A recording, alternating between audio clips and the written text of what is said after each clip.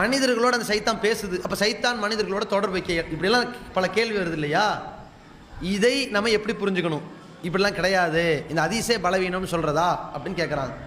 நம்ம ஜமாத்தை பொறுத்த வரைக்கும் எந்த ஹதீஸையுமே டக்குன்னு பலவீனம்னு சொல்ல மாட்டோம். முதல்ல ஒரு ஹதீஸ் குரானுக்கு முரண்படுற மாதிரி தெரிஞ்சா அறிவிப்பாளர் வரிசை கரெக்டாக இருக்கான்னு பார்ப்போம். வரிசை சரியில்லைன்னா ஹதீஸ் பலகீனமாயிரும். அல்லது அறிவிப்பாளர்கள் வரிசை நல்லா இருந்து ஆள் சரியில்லை, அறிவிக்கிற ஆள் பொய்யரு, நினைவாற்றல் குறை வந்தவர் அப்படின்னா அதை தள்ளுபடி பண்ணிடுவோம். அல்லது அறிவிப்பாளர் வரிசையெல்லாம் கரெக்டாக தான் இருக்குது, இந்த ஹதீஸ் ரசூல்லா அந்த குரான் வசனத்துக்கு முன்னாடி இறக்கப்பட்ட ஹதீஸு இல்லது பின்னாடி இறக்கப்பட்ட ஹதீஸு, முரண்படாமல் புரிஞ்சுக்கலாம். இப்படி மாதிரி இருந்தால் முரண்படாமல் புரிவோம். இல்லை முரண்படத்தான் செய்யுதுன்னா தான் இது நபிகள் நாயகத்தை டேமேஜ் பண்ணுறதுக்கு யாரோ எழுதி வச்சுருக்கிறாங்கிற முடிவுக்கு வருவோம். அது பலதரப்பட்ட ஆய்வுக்கு